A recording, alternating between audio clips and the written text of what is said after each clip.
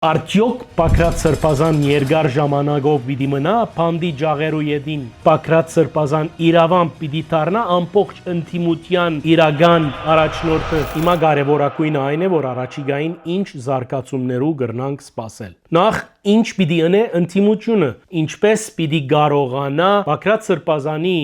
ձերբակալումը գալանքի տակ առնվելը վերածել միավորի եւ շարժել իր հանրությունը, ստանալով այնպիսի համակարգային կամ համակարգական եւ ներքին զորակցությունը, որ պիտի վերածվի շարժումի։ Այստեղը կարևոր հարցադրում է, որովհետև գիտեք, երբ քաղաքական ցանկացած գործիչ փանդի ջաղերու ետին գայտնվի, այդ կնշանակե, որ այդտեղ ինչ որ ժամացույցի սլակները կրնան գործել ի նպաստ իշխանության զարմանալիորեն կամ ի նպաստ ընդդիմության,